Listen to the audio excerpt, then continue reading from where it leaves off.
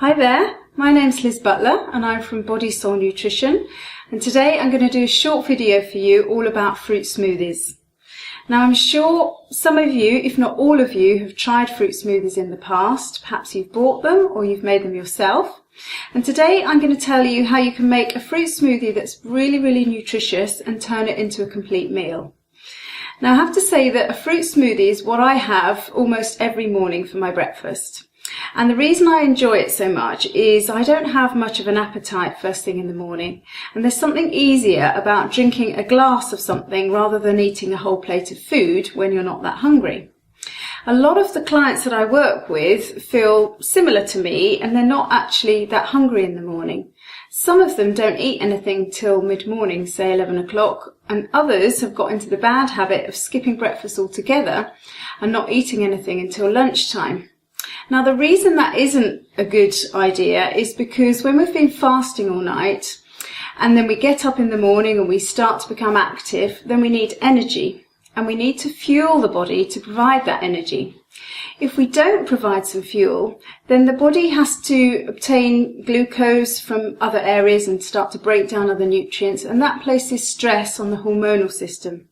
So it is important to eat a breakfast in the morning, but if a plate of food doesn't appeal, then a fruit smoothie may be a really good alternative.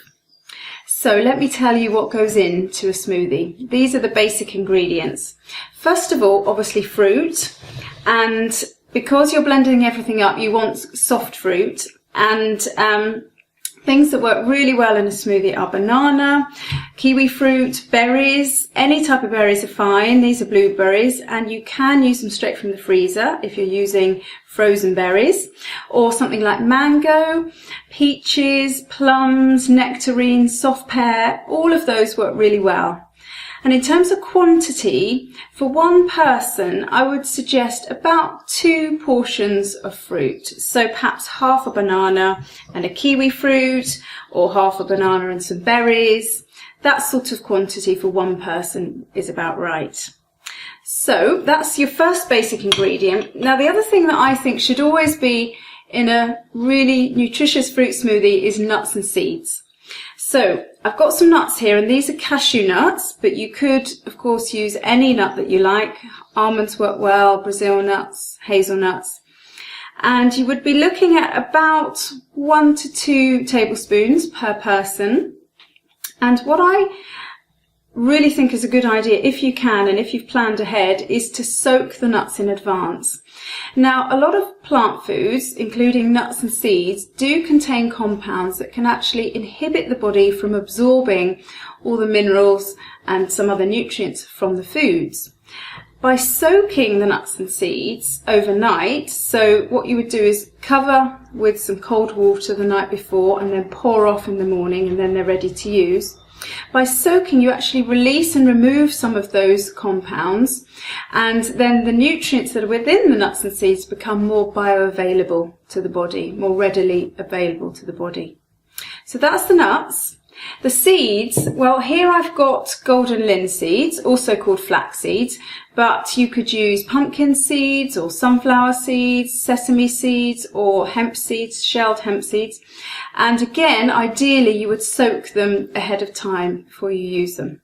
So nuts and seeds are going to provide some really healthy fats, a little bit of protein and carbohydrate, and really add to the nutritional value of the smoothie.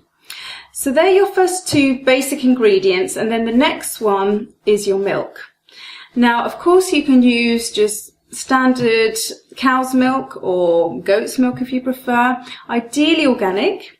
But if you're avoiding dairy for any particular reason, then you can use a non-dairy milk, and you can buy quite easily soya milk or nut milks or rice milk or oat milk.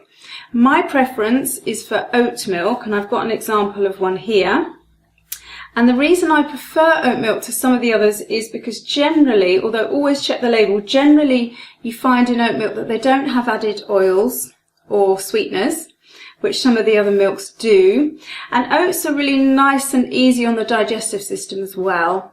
Soya milk I'm not a big fan of. It tends to be quite heavily processed, and a lot of people find soya quite a challenge to the digestive system, and also people sometimes form intolerances, so it can be a challenge to the immune system as well. So these are your basic ingredients: the fruit, the nuts and seeds, and the milk. But if you want to add extra protein and fats and really turn this into a complete meal, then I've got some other ideas for you. First of all, for protein and fat, you could add some plain yogurt. Obviously, that's if you're eating dairy. Or you could add an egg, which might sound a little bit strange going into a smoothie, but actually an egg, a raw egg, works really well in a smoothie and will add really good quality protein and healthy fats as well. It won't change the flavour in a nasty way. You will hardly be aware that there's an egg in there. It just actually adds a bit of creamy texture and obviously, as I said, good nutrition. I must just say, if you have low immunity for any reason or you're pregnant, then it's probably best to avoid raw eggs.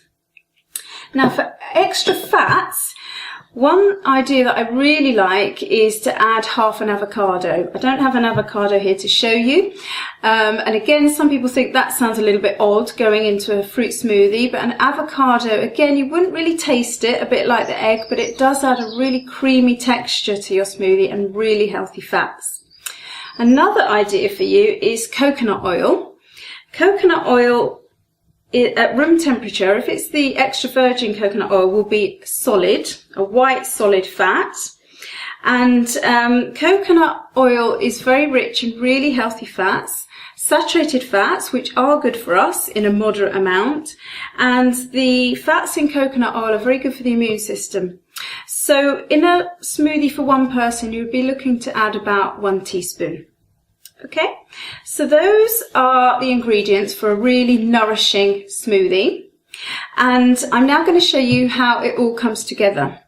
Now, in terms of the type of blender you use, you can use a jug blender, or if you prefer, and this is what I use a handheld blender. And these are really cheap to buy.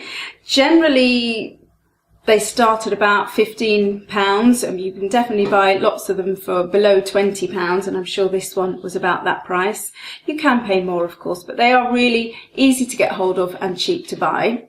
Or a jug blender is also fine. So I just blend up my things in this jug and with a handheld blender. Now I've already put the nuts and seeds and started to crush those. So now what I'm going to do is just put in the fruit. So I'm going to do a banana and mango smoothie today. And so this is about half a small banana and a few pieces of mango. In they go with the nuts and seeds. Now in terms of the amount of milk, well, it depends, because some people like to have a really quite thick smoothie and other people don't like that. They like to have it much more runny. So you just judge the amount of milk as you go by how thick the smoothie is and how you like it. Okay, so I very often just start with a bit and then add more as I need it. So in goes the oat milk. And you'll see that this is something that really literally takes under 5 minutes to prepare. So if you have a busy morning and you're on your way to work, you can prepare this very quickly. So bear with me, this is going to make a bit of noise. 1 second. Let's hope it doesn't go everywhere.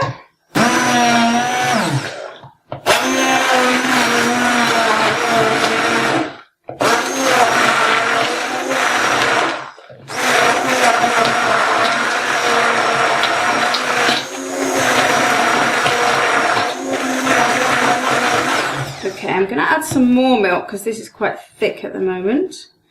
The nuts and seeds obviously add thickness, so because we've got quite a few of those, I'll add some more oat milk.